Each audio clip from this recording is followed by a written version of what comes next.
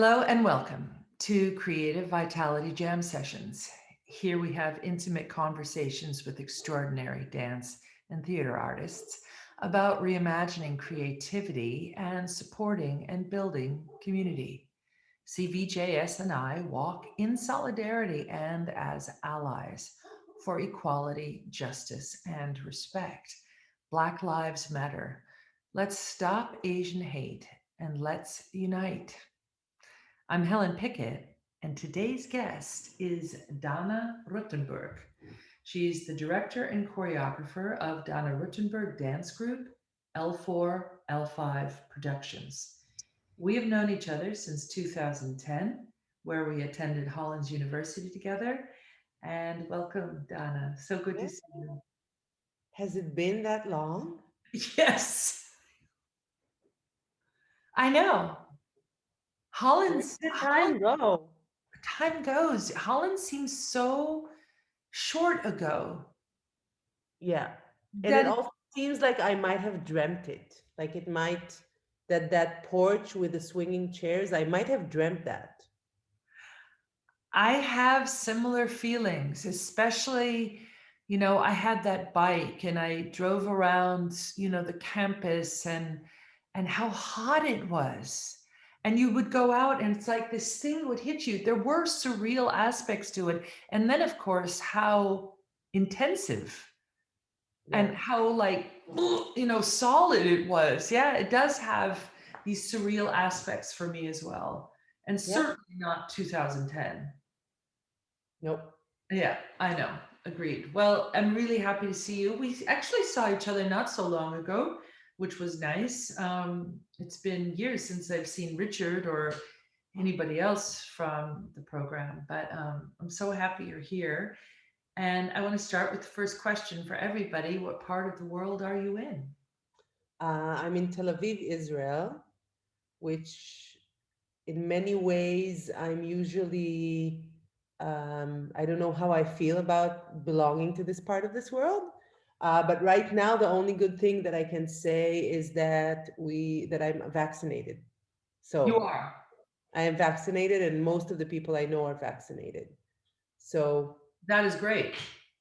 that is great. Now we just have to solve the rest of our 99 problems. Well, that's the same over here too. But I am really happy to hear that the government got it together to inoculate and vaccinate its people. That is a huge feat, and that is big government. And we can be thankful for that. There are those. That's the dichotomy, right?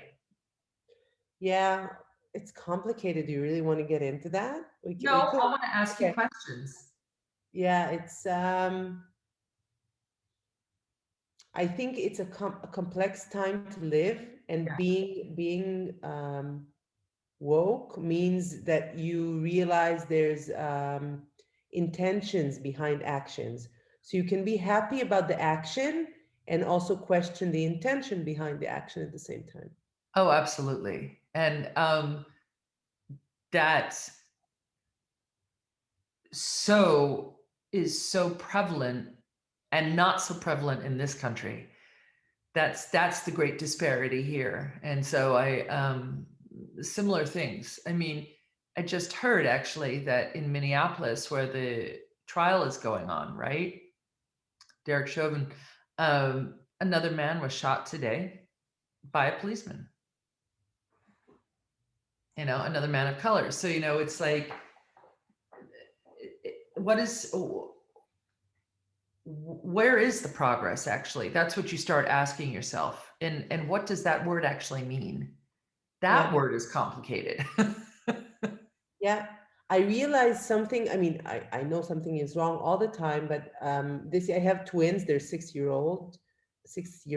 years old. And this past March, they had a birthday and they wanted a magician for their birthday. Okay, got a magician. He came by, this young guy, really sweet.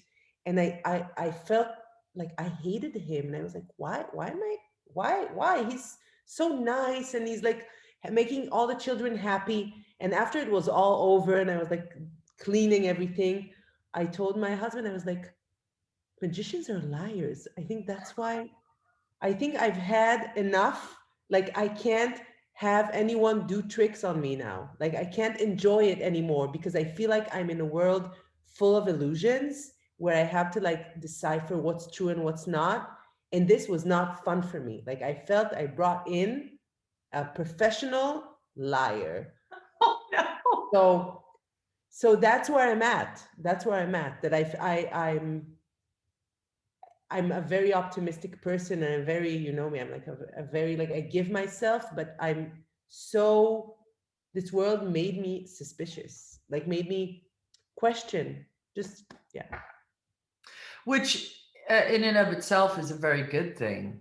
I mean, to you know, more people questioning the information would be a great thing.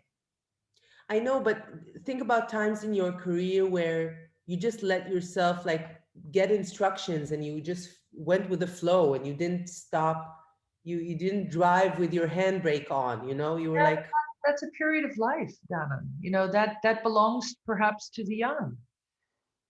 And many people can go through life like that, and I'm not judging it. I'm not judging anybody or any, well, I do judge certain things. But you know, that's I think that is a luxury of the young. And not all young have that luxury because they've already been through a mm. lot more, you know. But It doesn't have to do with fearlessness. no, it has to do with information. Okay. Well, no, I'm sorry. I didn't know it was an answer, a question. No, that's, I mean, come on, the late teens, the early 20s, that is fearless. And I love that age. I love teaching that age.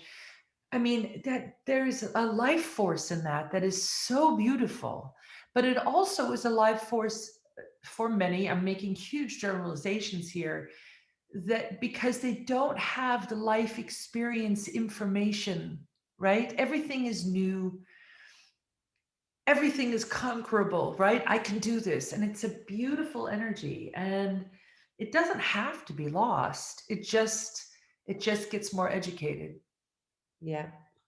I think, Yeah. you know. Mm-hmm. Yeah.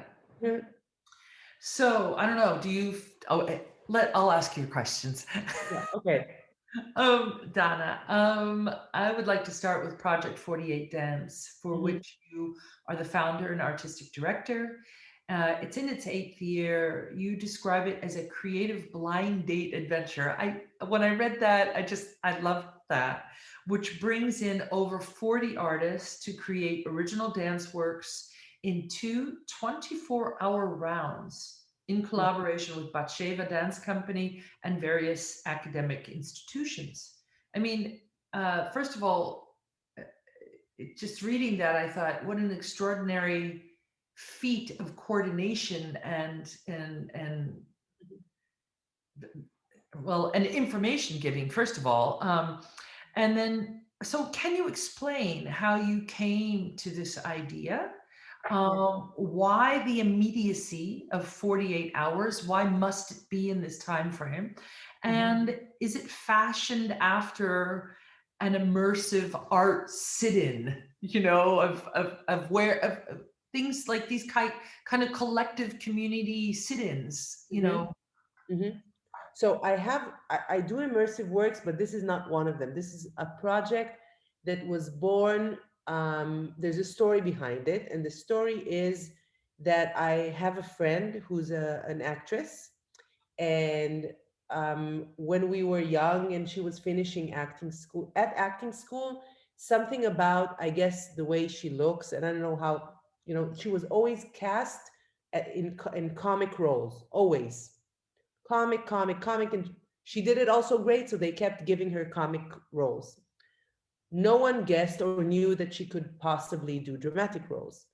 And then there was a Project 48 kind of thing in theater, which was, the way it worked is that they got together theater writers, theater directors, and actors and actresses for two such rounds. I think each one was 24 hours too. And the way it worked is they each wrote an idea for a theme to write a play around. They all put it in a hat. They took one out.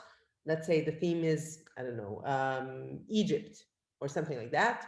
And then the playwright had between that time in the evening until the next morning to write a play. And they told him how many characters he could write for, let's say three characters, two women, one guy. He didn't know who he was writing for.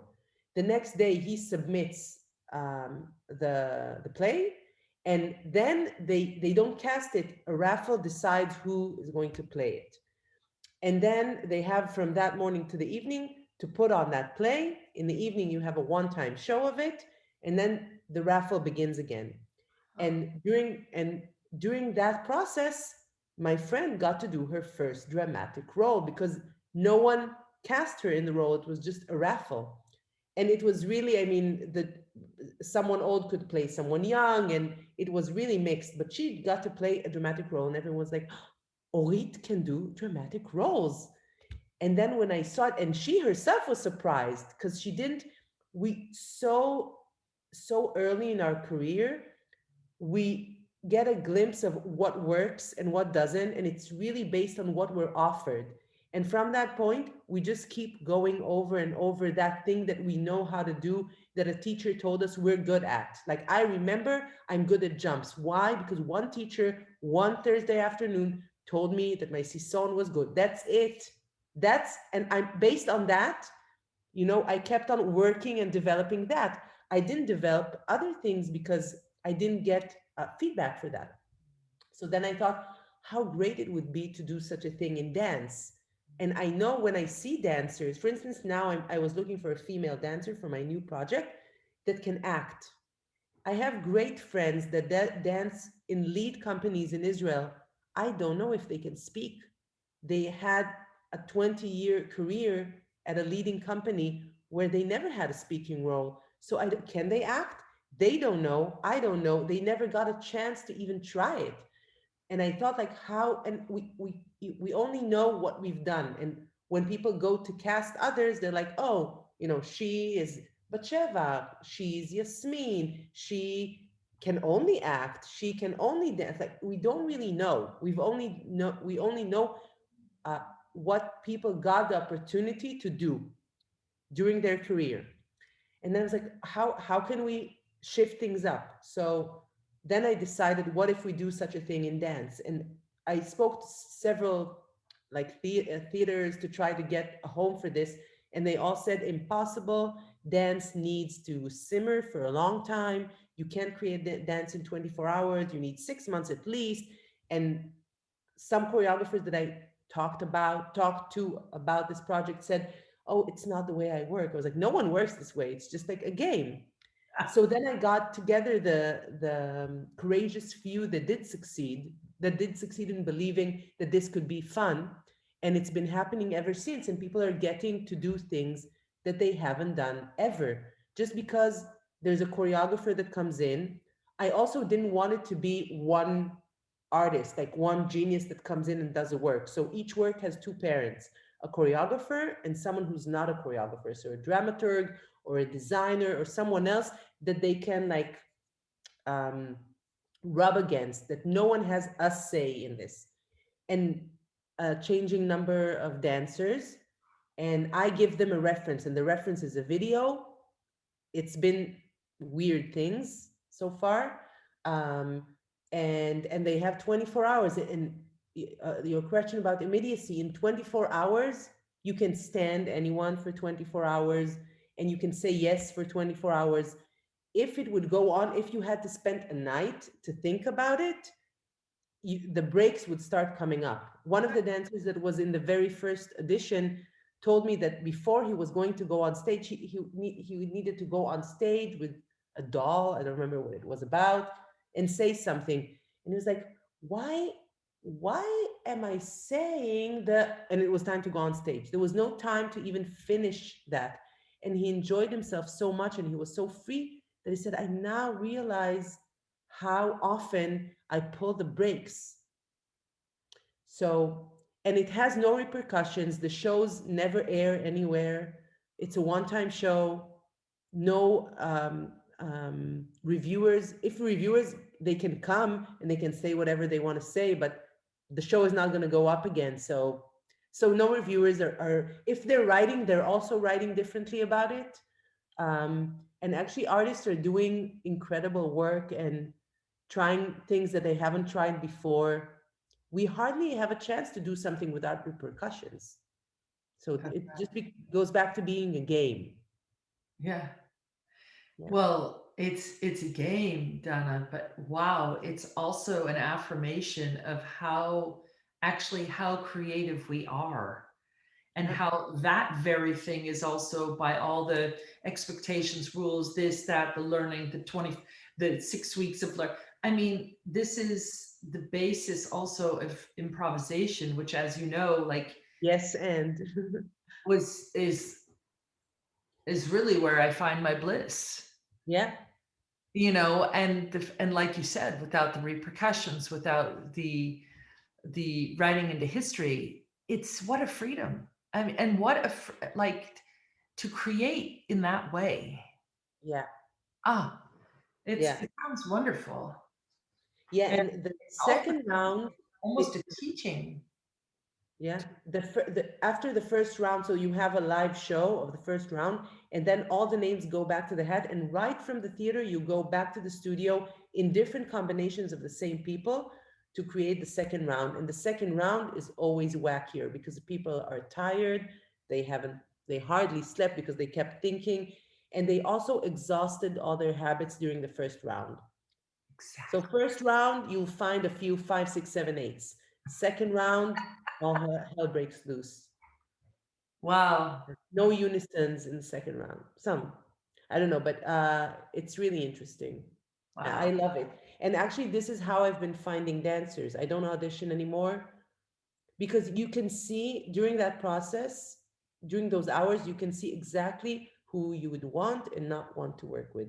And it's deceiving. Looks are deceiving because when you're at an audition, you put up your best front. And here you can't, there's no front. You see if people are willing to lean, you see if people are active, if they're generous with their ideas.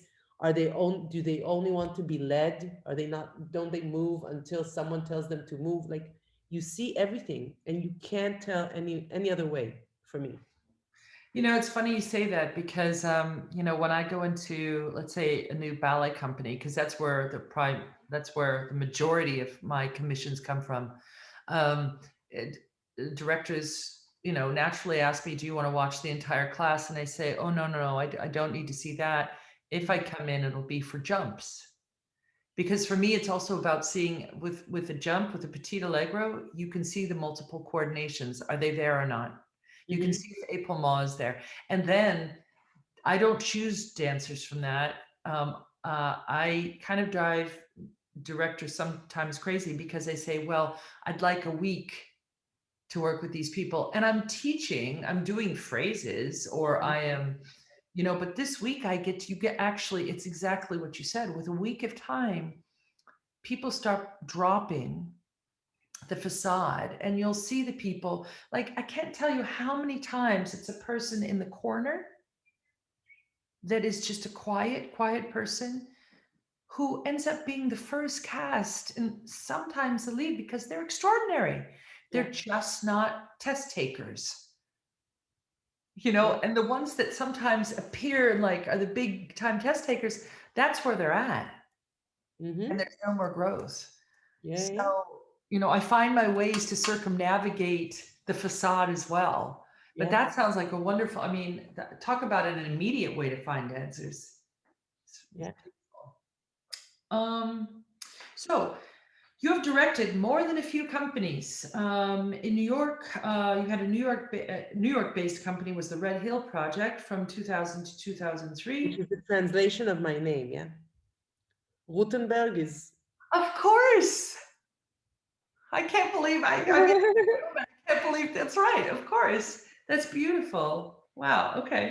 Mhm. So you were the founder and curator of Studio Visits, a series of intimate encounters with choreographers and their work in progress, the Donna Ruttenberg Dance Group, Mhm. L4, L5 Productions, another name I love. Mhm. And in 2020, you were appointed artistic co-director of the Curtain Up Festival. What is it about creating your own model that Mm. draws you? I mean, I can assume, but I want to hear from you.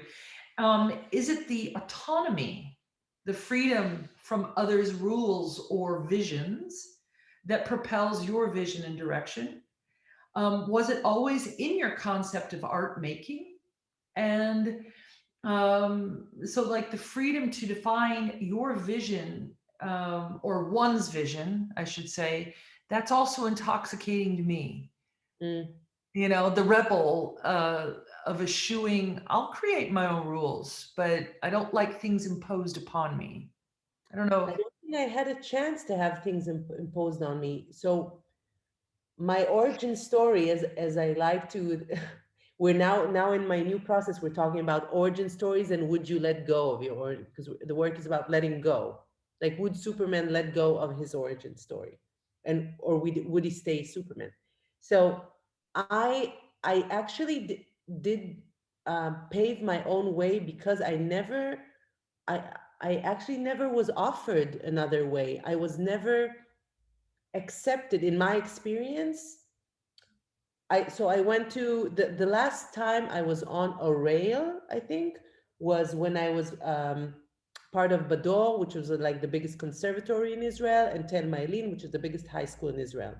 From that point on, the story derails. I had to go to the army. I didn't want to go to the army, but I had to go to the army. I stopped dancing. I went back to school, but I went back to Columbia thinking that I would study psychology, but I couldn't find myself in psychology, went back to dancing, hurt my back, hence L4, L5. So I never danced in a company. When I came back to Israel, I was the only person that I knew around that didn't have the umbrella above of like, oh, she's part of Bacheva, she's part of Pinto, she's part, and I had to pave my own way. I actually had a meeting with a very big like uh, curator in Israel who asked me like, how long were you out of the country? Because I studied in New York. I said 5 years, and he said 5 years until I notice you. So he told me like I have to, yeah, I have to pay the time that I was gone. So I was forced into paving my own way. But that might be the way I'm shaping the story. And it took a long time until things were started to be offered to me. At first, I really was paving my own way because there was no other way. And I think if not for my injury, I was a very good student, and I think I'm a chameleon. Like I could like take the shape of this chair and like turn to a chair. I'm a very good imitator, and I could really simulate into anything. So something about this saved me from that. I had a chance, like at a certain moment, I had a chance to go and be a rehearsal director in Batsheva. And for some reason, that's the only no I've ever said in my life. I was very young. I was 21. I came back from my first round of schooling. Um, and I said no because I think I would have been overtaken. I would have stayed there until today, and I would have lost any edge of self because I wasn't strong enough. I didn't know what I wanted. I was just a student. I kept on being a student. Yeah. I mean, it's similar, I was a part of a company, as you know, but I was also a part of like this icon, right? This image. And it's opened many doors. I really, but I also knew that when I was finished dancing, I knew I had to be on my own. Mm-hmm. And I kept in the early days, I was 31, but I said to myself, I've got to find my own feet. And it's funny that I chose those words, but it really was because in a company you're taken care of. I mean, you work your butt off, but you're taken care of. You are a part of a whole, which is Yeah, beautiful. yeah. It's just finding one's voice, finding one's feet, finding one's balance. Did Um, you ever worry that there's an expiration date to being able to like enter by like sliding the I danced with foresight card? Does it ever expire? Like how, just because I never had that, I'm asking. Well, I wouldn't say there's an expiry date because of what a huge influence he's had. But let's take the other side. There is the other side about being of that community for as long as I was, because almost every interview, it's slightly changed now, slightly, but every interview starts with former Forsyth dancer, right? So Yeah, that is that, because human beings need labels, right? yeah. And there's nothing wrong with that. You see, I got over being up in arms about that. I'm my own person. Well, if you know your own person, you don't have to be up in arms about anybody's labels. And that's not always true either, because then you have to you need to stop with the labels. But you know what I mean? These are generalizations. But no. Well, we'll see. Until now, there's no expiry date. Amazing. Amazing. So, okay, wait a minute. Let's see here. Dana, in the following question, sometimes I read these things over again. I'm like, I will address your multitude. Oh, that's right. It's because it's a really long intro. So just to have some drinks of your drink. I will address your multitude of ways of creating dance, but I want to ask this separately since our paths converged in grad school at Hollins. I have known you to be interested in film as a part of your creative journey. You know, this I remember. And several of your films have screened internationally and received accolades, including Private Eyes and Glove Story with the director Oren. How do you say his name? Eddie. Skedi. Yeah. Which won Outstanding Film Award at the Jumping Frames Festival, the Audience Choice Award at the Dance Camera West, and the first prize in the Tallahassee International Competition. Mhm. Screens Art, a series of dance art works for the screen, premiering at the Fresh Paint in Tel Aviv and exhibited at the Miami Art Week in 2012 and in Art Brussels in 2015.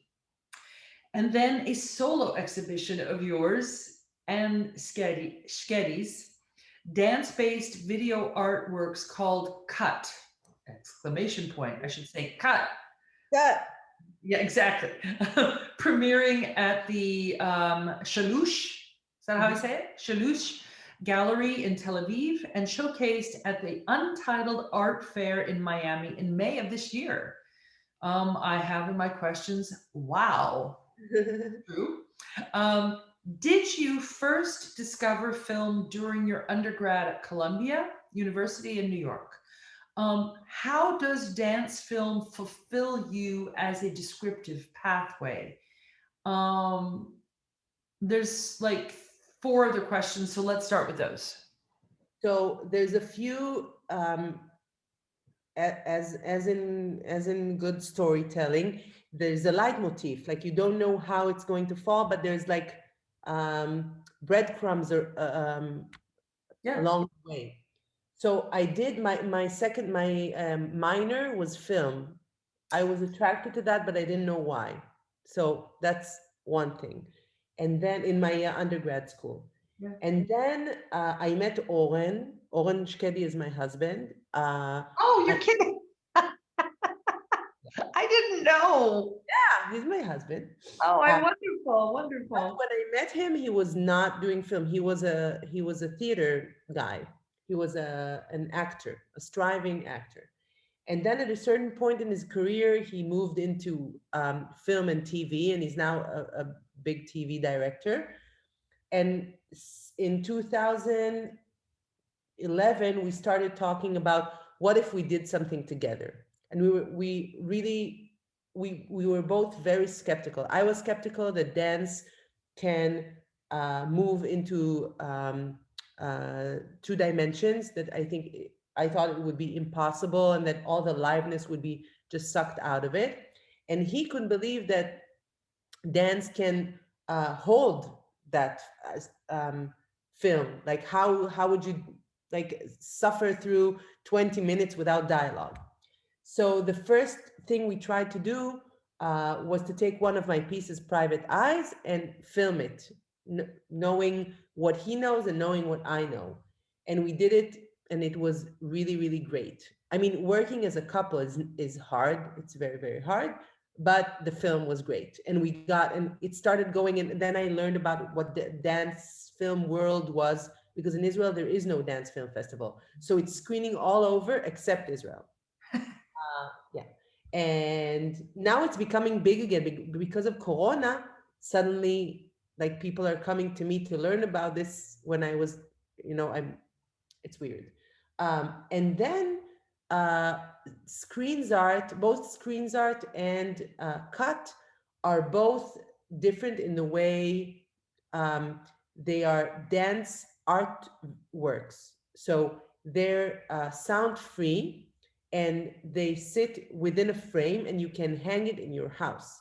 The idea was that what if dance could move beyond the stage, and if we could flip the relationship so that I'm not asking you, the audience, to come and take time from your life to come and witness me. Let me just go into your living room. Let me be in the airport. Let me be at the bank. There's so many screens around us all the time. I mean, now what I'm saying is we feel it. We feel it in our bodies. But this was like 2012.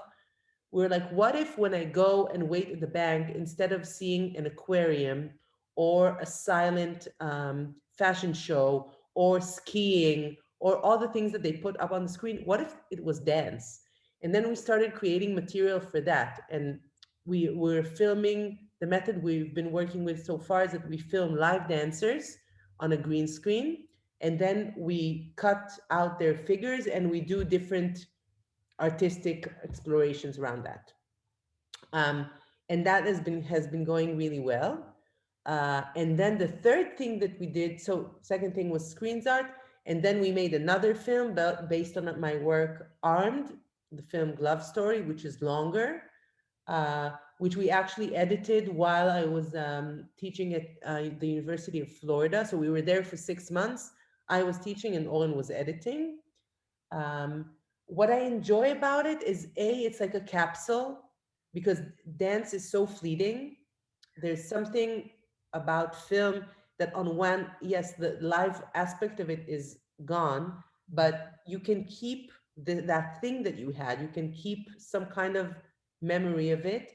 And also what I realized the longer that we did it is that it should not try and reenact what the live thing was. It should try to capture those moments that are singular and just like capture them and keep them on film. So more and more things that we do are not things that have been rehearsed so much that we know exactly how they're playing out, but instead they're moments where there's some kind of unawareness of the performers, or just a singularity that you catch, and that's like something that you want to keep. So those moments are very dear to me, and the fact that it can travel the world without me. I mean, I wish I could travel with it, but if I let that part of the ego go, it's so nice to be like screened in Vienna for 4,000 people. How would I ever get to that number? Ever. Exactly. Yeah. That's beautiful. I mean, I'm just thinking also of, so, learning about film. I studied film, but as an actress, I studied film acting. I didn't study the art of filmmaking. I've only been learning that since Corona more, right? And some of the things I find that bring immediacy are the fact that you film out of sequence. Yeah. And there's something about that I find can capture a kind of unrehearsed quality, which what I mean is it's more like you and me right now. We're talking, there's some prepared questions, but we're talking, we're having a conversation, we're riffing. And Yeah. and I really started saying, no, I don't want to shoot this in order. Yeah. And because sometimes letting go of the history of the accumulation of steps Yeah. makes those steps, the choreography, more immediate. Yeah. So, wow. I So, mean, how many times in rehearsals do we have like this moment that is amazing and then we try to recreate it and it just loses. It's like, oh, that's not what it was. It's not what it was. And there you can just have it for one. It doesn't have to happen more than once. If it's captured, it's captured. There's a scene in Glove Story where we shoot like it's kind of a slow dancing in a shower, and there's the shower and then there's the window of the shower, and we realize we can't use hot water because it creates steam on yeah, the window, and we also only had one set of clothing, so we're like, listen dancers, it's going to be cold water, it's going to happen once.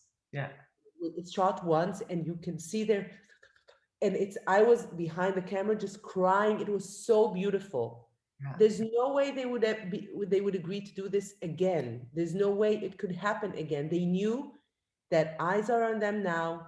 Let's do this. It's like a roller coaster. We're gonna do this. We're gonna do this once. Like how, and it's on film, and we all love that. Even they love it. But it's something that you're willing to do. It's like 48. yeah, Yeah. yeah. So, you spoke about the intimacy because the question was, the intimacy that you hone in on. That's part of, yeah, that we spoke, and the immediacy of intimacy. You brought that up, which I think that's something that really spoke to me when I was reading about you. Um, and then the last part of that question, and I think we covered it, but I'm going to ask it anyhow. Is it simply also another way to decipher, the vastness of dance, Film, you mean? Yeah. A I deciphering, so not explanatory, but what you were talking about, like the deciphering of maybe the smallest gesture, the yeah. captured moment. It's one kind of prism. I think what works on film doesn't necessarily work on stage and vice versa. I think a lot of people get stuck. They film it, but they do it as if it's on stage. So they're stuck looking at it through the glasses of the viewer in the like watching a Exactly. proscenium. But I think it's just different eyes, completely different eyes. Timing is different. What you can sense is different. What is interesting is different. Different. The sense of how long something has to go on, completely different, and it takes into consideration all of our other screen experiences. So when you're watching a dance film, you're the same person that watched Netflix before, you're the same person that doesn't have patience for YouTube more than a minute. You're that same person. You're not the dance goer now, because now we're in a different world. We're in a square, we're in a screen, so speak the language, Yeah. that's what I Yeah. feel. You write, you seek to create works that engage all the senses, not excluding the sense of humor. Beautiful. And to expand the existing audiences for dance. You're speaking about that, about bringing them into, a screen of dance instead of modeling or, right? Yeah. To that aim, you collaborate with artists from different fields, theater, film, music, and visual art, and examine new angles for the presentation and experience of dance. Within this concept, in 2014, you succeeded in making 2,000 audience members move as one at the world's largest Pesha Kucha event. Please expand on this. What is Pesha Kucha? I'm probably saying it wrong. Is it a Mhm. storytelling platform? How did you direct 2,000 people? So Kucha, I don't know exactly how to explain, but Pecha Kucha is an event that happens worldwide where people present ideas and they present them in they have, I think, 5 minutes and 40 seconds, and they have to do it at increments of 20 seconds. So usually the basic is like you show a slide for 20 minutes, you talk, you show a slide for 20 minutes, you talk, it's 20 seconds, and you present your idea. And the Israeli Petra Kucha is, for some reason, the biggest in the world. It happens once a year. And they invited me to do something around my work, Naba, which is a work that allows audiences to choose their own soundtrack for the piece. It happens in museums. You get an audio guide, and the piece, 4 museum guards, who are performers, take you on an adventure through the different galleries. And before each chapter, you have a choice. So for Helen, press 1, for Dana, press 2. You don't know what's behind those choices, but once you press, you're now in your own sound world, and the sound reacts to the choreography, it reacts to the space around you, and it gives you a different interpretation or experience of both the space and of time and of the movement, and you curate your own experience. So they asked me to do something about that, and we wanted the audience to somehow be able to choose, but we didn't have a way for them to press anything. And there were also 2000. There are kind of platforms that they use in conventions where you can like bring your choice or like write which city you're from, but it wouldn't work in 2000 people. So what we had is we had dancers on stage dancing, and once every, I think, 40 seconds, 2 increments of 20 seconds, there were not signs, but slides going up saying, for a romantic soundtrack, hug the person next to you. For a comic soundtrack, wave your arms. And then it counted back 10, 9, 8. And during that time, they had to do what we asked them to do. So you could see people doing what they needed to do.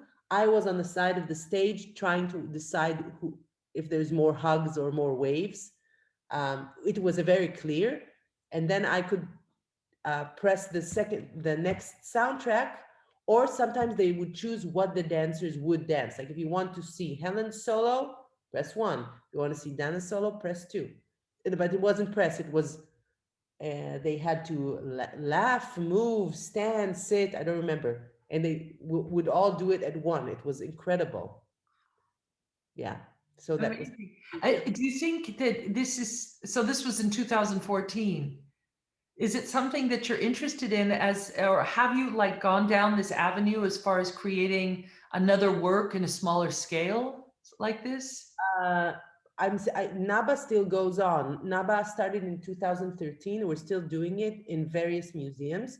Okay. For each new museum, we're changing the choreography, we're changing the soundtracks, and even in Israel, I keep getting, thank God, requests for like, can you do this on this exhibition? Can you do it for this space? And it's amazing. And for children, children are an incredible audience for this. And when we create it for children, the choreography does not change. It doesn't have to lower.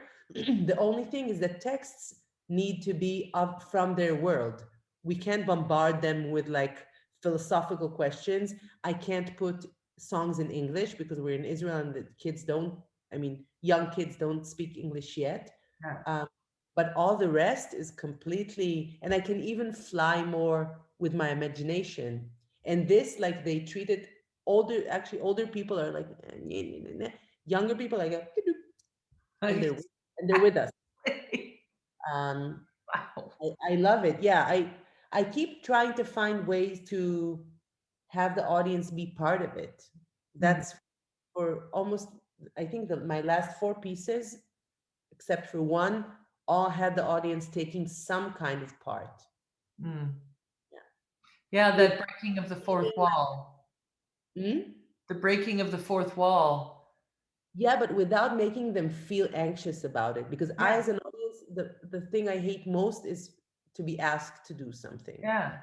Unless I feel needed, or I feel like, if you would like to, like if I'm invited and not like forced. When a stand-up comic, like, like, hey, you, like, I don't like. And a lot of dance works actually ask that of the audience. Yeah. I too many where I was asked to do, I had, this was performance art, it wasn't dance, but me and Oren, my husband, went to a performance event at a museum. We were this sounds like a Freudian dream that I had, but this was real. It was a space made into parts of a home. So there was a seating area, like a dining room area, a bedroom area, a bathroom, like, and each of the audience members got a vest that had some kind of word on the back: childhood, memory, I don't know, love, relationship.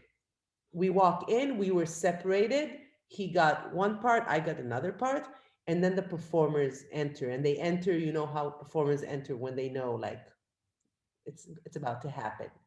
So they go in, and then the first one starts to do kind of a psychodrama session at the dining area. I was in the bedroom area, and like trying to get stories and like trying to, and it's all like within 4 minutes she's like trying to make it happen.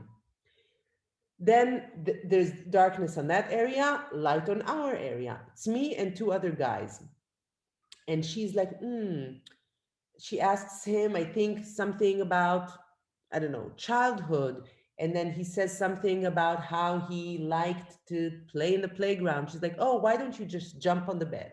So he starts jumping on the bed. All the rest of the people that are part of this, that are the audience, are watching. Yeah. And then she looks at me. I had my long, long, long hair. And she's like, so I think I had mother or something. So tell me about a moment where your mother was in the balcony calling for you. And my mother was nothing like I don't have mother scenes with my mother. Like she never called me for the balcony. Okay, maybe you're in the playground. Like she's trying to find different things for my mother. I'm like, I'm sorry. And I felt bad for her. I was like, I didn't have that. Right. And then she looks, there's a dresser on the side. She looks at the dresser. She looks at me. She says, come with me. And I go with her. She says, bend over. I bend over. She takes my hair. She puts it in a drawer and closes the drawer, leaves me with my hair in my drawer, in the drawer, and scene. And then they move on to the next part. And I'm there, bent over with my hair in the drawer, thinking like, this is uncomfortable. Like, should I take it out? And I feel bad for her because I want the performance to be successful. I'm like, this is the, and I was there for maybe 15 minutes, hating her, like starting to have like rage.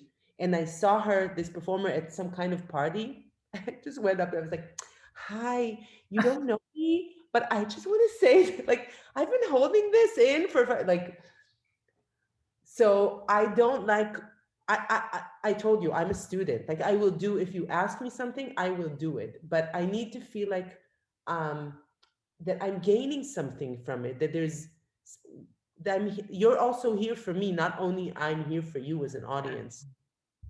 I'm not here to witness your greatness. I'm not here to serve. I'm here to get something. And you thought of me when you created this piece. You thought that maybe someone will be there with you. You didn't just like whatever. So yeah. You're almost asking this kind of performance to have more responsibility. Like be aware of your actions. Yeah. You know? Sensitivity. If you're inviting people over to your house. Yeah. You're thinking like, where are they going to sit? Are we going to eat? Maybe they'll be thirsty. Yeah. You think of that. Provide. When you're inviting people to a performance and asking them to pay money, just think of their experience. Just put yourself in their mind for like a second. They took a babysitter, they came out. It doesn't have to be fun, but just think. I remember I was examining in some kind of a composition course, and I realized the way she was talking, that she was not at all thinking about. I was like, it was too long. She's like, don't care, like she didn't say that, but she was like, maybe that's your experience. I was like, yeah. Me, the viewer, yeah. Yeah. Yeah.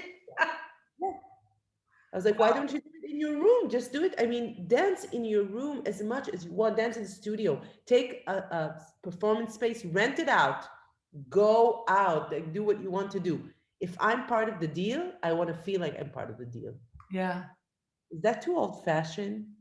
I'm listening to you and of course, scanning everything, but I have to say, Dana, I am kind of a mixture of both, a dichotomy, you know,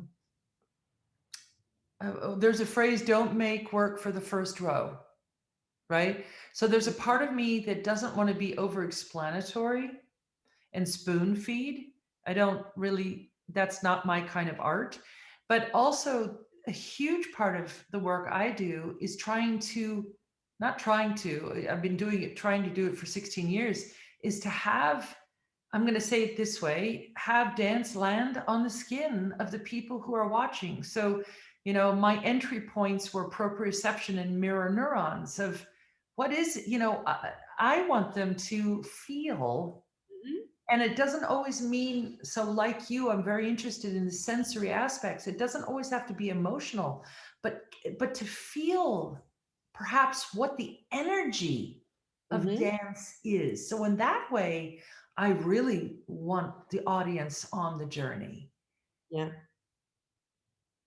In that way, I want it to be a community of perhaps sensation, I don't know, or experience.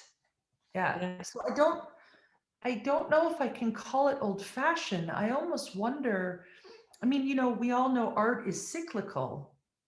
It might be a revisiting, but Mhm. is art ever old fashioned?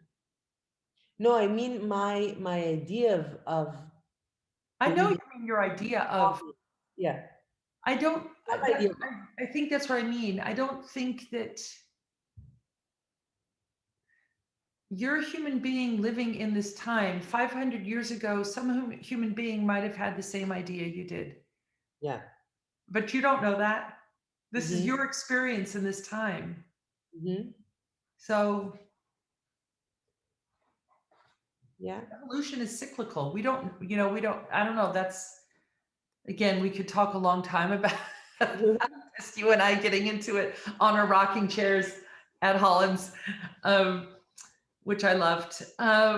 So I'm going to just move on because otherwise I'll just stay there. Sorry. Is that okay? Yeah. Okay. Yeah. In addition to your choreography, you teach and give workshops for Batsheva Dance Ensemble, Other Dance Festival, Intima Dance Festival, International Exposure, Curtain Up Festival, and Dance Arena Festival, to name a few. You teach and perform abroad, including Senegal, the USA, Hungary, Denmark, South Africa, Italy, Austria, Serbia, Spain, and Russia, among others. I You missed that. taught at the Tel Aviv School of the Arts, Dance Department, and you currently teach at the Jerusalem Academy of Music and Dance's MA program. Mhm. How does teaching and mentoring inform your choreography? If that's a statement, maybe it's informed life, and vice versa. How has all of this travel informed your teaching, your creating? How Mhm. has community embedded in the art of teaching informed the other branches of your creative life? So maybe I'll start with the last one. The way in I think it's unfortunate, but the way I only teach one or two courses at the academy, so I don't feel a sense of community. I wish there was more. I don't think it's cultivated enough. I don't think there is my community doesn't lie there. Although a lot of people from my community teach there, I won't meet them there, and we won't discuss the aspects of teaching. It's a very solo, like come in, come out, come in, come out kind of endeavor. It's also the way the universities here that have dance in them are not one those universities where there's a campus that everyone is on campus. The students travel from Tel Aviv to Jerusalem, they take class, they finish the day, they go back. There's not this lingering that we also had like in Durham, that you're like there and things happen where you're just there. It's very task oriented. You go, you take your class, you finish your class, you go home, and you do other stuff. So that's that part. I think teaching for me serves as a way to think about what I do through intuition.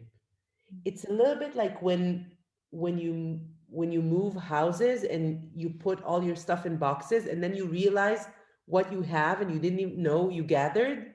It's kind of that feeling, because I have to explain myself. I have to put it in terms, again, audience wise, in terms someone else will, I can give it to them. So if I have china ware, I can't just give it to the movers like this. I have to put it in a box. It needs to not fall in the way. Like they need to be able to carry it. So that's kind of what it serves for me, and I actually learn a lot from it. Yeah. Um, it's a very intense and very like it's a very focused experience, as opposed to, and although you have a responsibility, it's very narrow. Like you're now teaching composition to these people, and it's not like when I'm in the studio and I'm creating, but I also have to worry about the schedule, and I also have to worry about that Excel part of it, and I have to worry to, and I'm holding all these like parts of it. Here I'm doing this, I'm giving this to you, like it's a one-on-one, although it's many people, but it's one-on-one. I really enjoy teaching. I don't like teaching people that do not want to be there. And I've had that experience Me too. for all kinds of reason.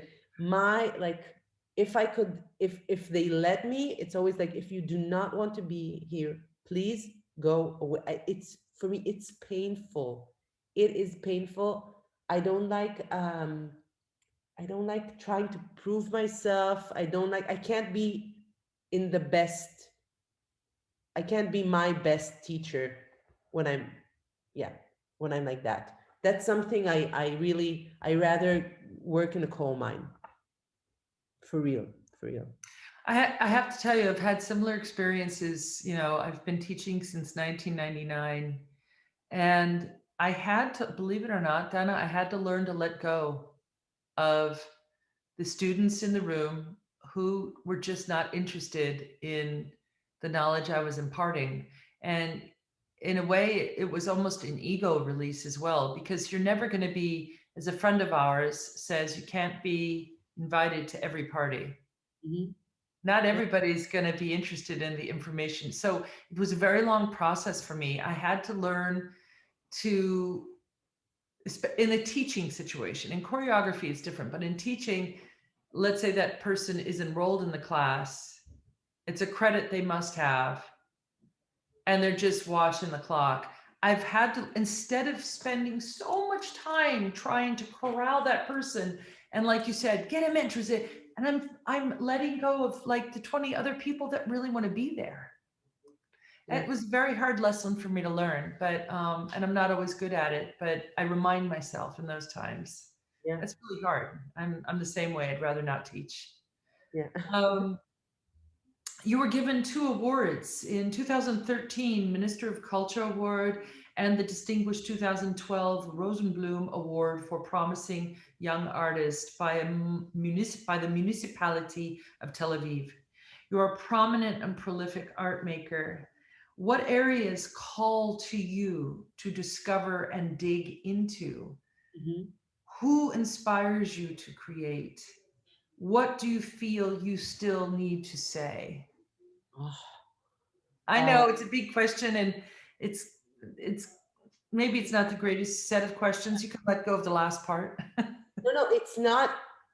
It's not. I can't trust. I hope I always have something to say, but I think more and more I want to connect life and what I'm creating at the moment, because I feel like I have a chance to to perform witchcraft, like in a small way, like to actually think about what I'm going through the art, and not, I used to like think about beauty and virtuosity in the Yeah. studio, and then like be like in my psychology, exactly like going to study psychology and ending up as a dance major. These two can be together. And starting from the piece that I did, that God forbid, which is autobiographical, and then the Dream Team, that was autobiographical, 60,000 grams, that was about me. Like I'm working from the materials of life. So as long as there's life, there'll be material, and I think that's something I want to get better and better at, trying to play with that. What else? I think I'm already thinking about what will be after. Now Curtain Up really filled my world. Like it's an amazing opportunity, and I really like um, uh, working with young choreographers. Yeah. Not all of them are young, but like choreographers, and trying to part some of the way I see things, even if it's not exactly their taste, but to somehow also learn about how I see things and how I would have done things, um, and just assist in the production of it. And it's like being a doula a little bit. Um, I don't know what there's not many curatorial opportunities. And the ones that there are, I don't know, I can't imagine it right now, but I could see myself being like a curator of a festival. Yeah. Um, Except I don't know if my taste, I'm wondering where I'm at, like relative to the the like hip dance world. I think I'm already like a little bit over the, how do you say that, over the hill. Yeah. Like I'm a little like, I can't sense the edge, the new edges. I feel like either I've been there already or I'm not there yet. And I'm nostalgic anyway. So when you say inspiration, I'm still with Pina Bausch. Like I haven't moved. But I'm looking, like there's a lot of amazing women around me, curators in the art, like two curators, one amazing curator at the Herzliya Museum that I work with, who's just like, she just lifted that space and like created such an incredible working environment and artistic um, hub. There's another curator called Ruti Director, and they're all like, they're working fearlessly and quietly, and it's incredible. So I look up to them.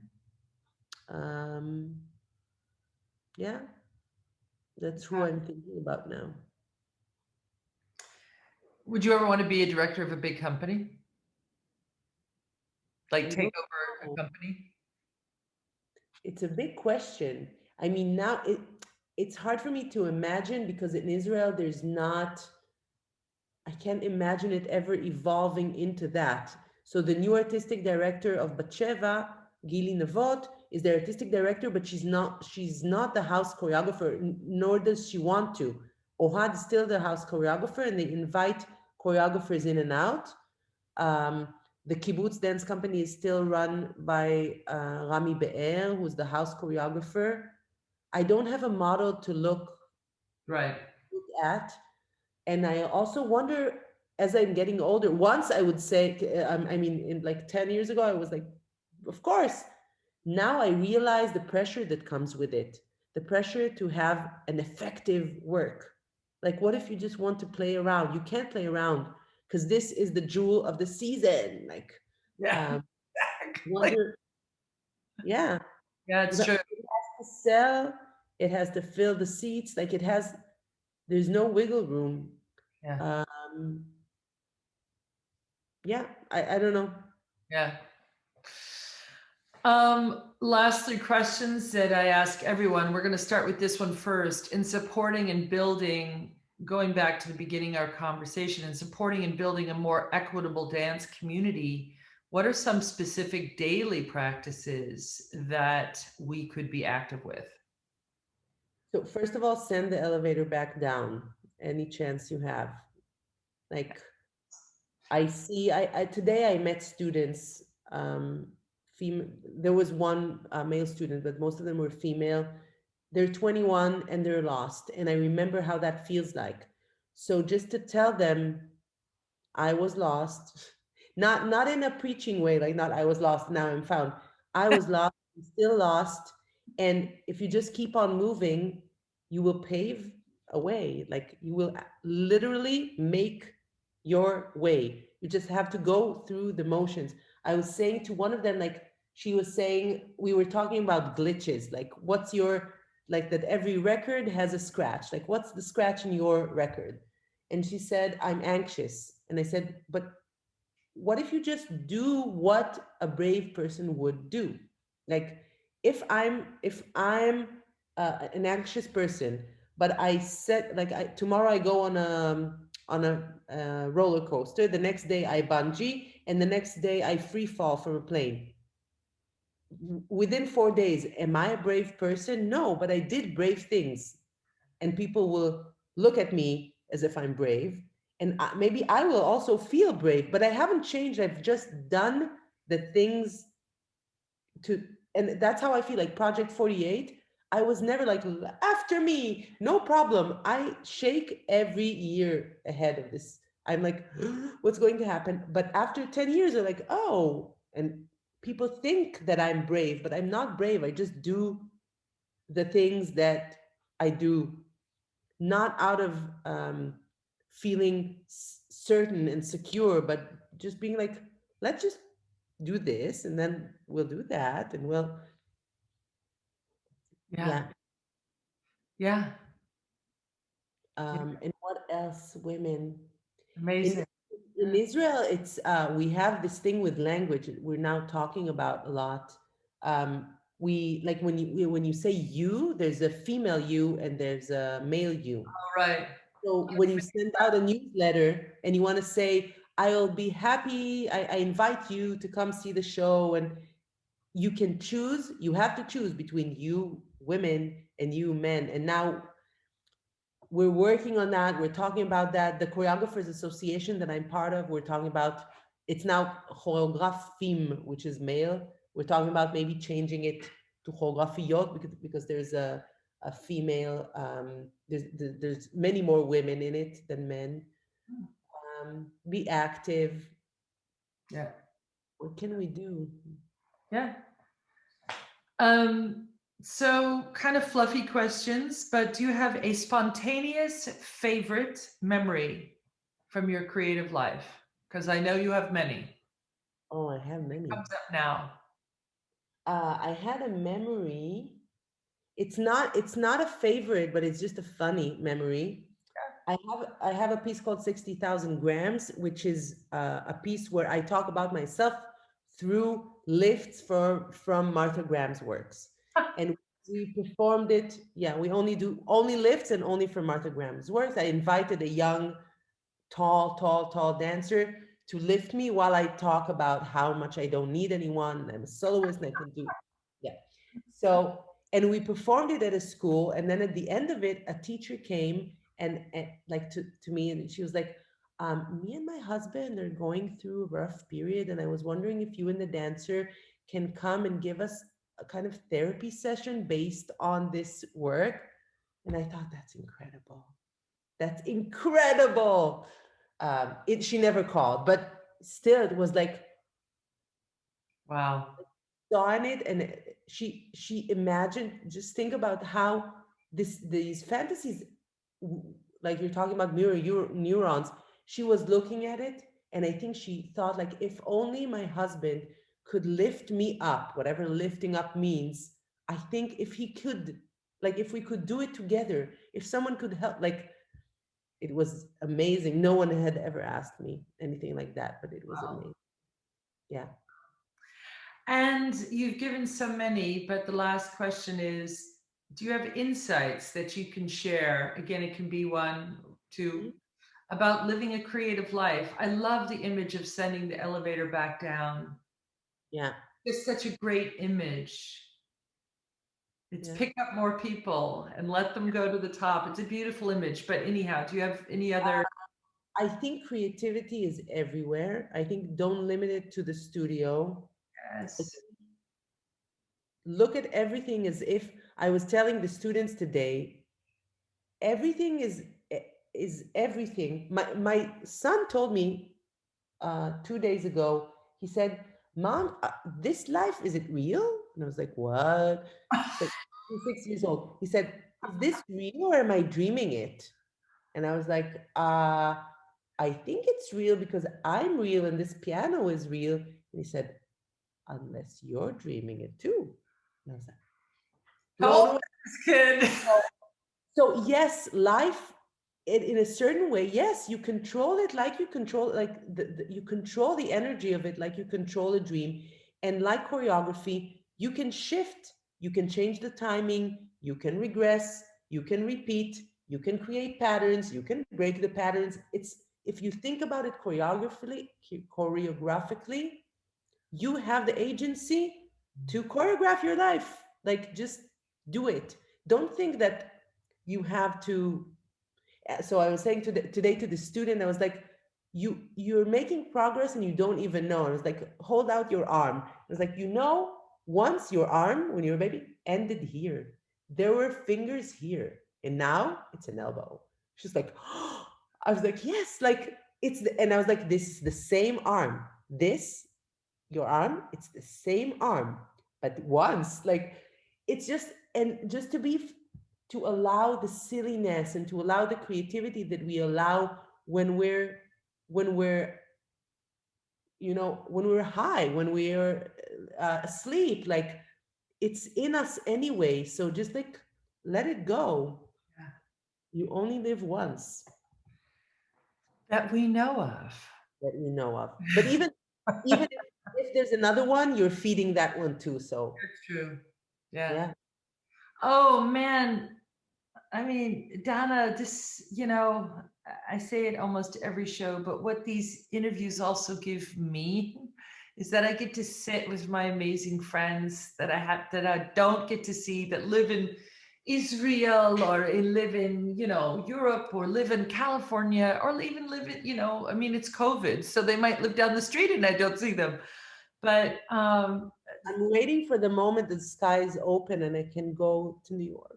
I know, I know. I'm waiting for this. Yeah, well, I'm vaccinated too, so I have a feeling we're going to have to use those cards, but who knows? Yeah.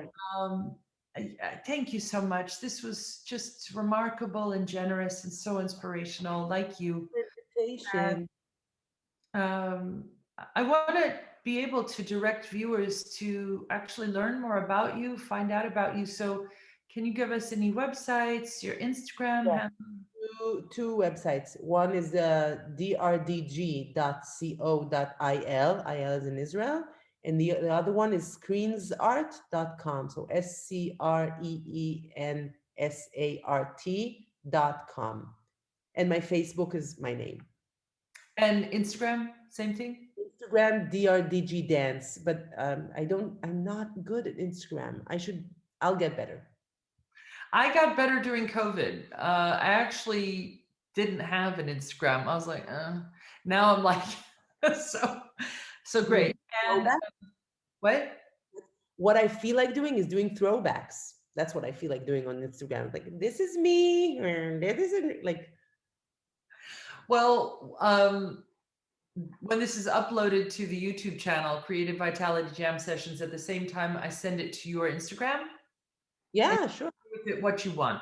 You can do whatever you want with it. So, in the description box below the video, you're also going to read a small bio from Donna, very small. We have new guests every week. Our next interview will feature Rafaele Giovanola-Endrass. She's a choreographer and director of CoccoonDance in Germany. Gracie, I want to thank you. I want to thank the dance field, giving me so much. And Donna, what a delight. So good to see you again. Bye. So much. Bye. Bye.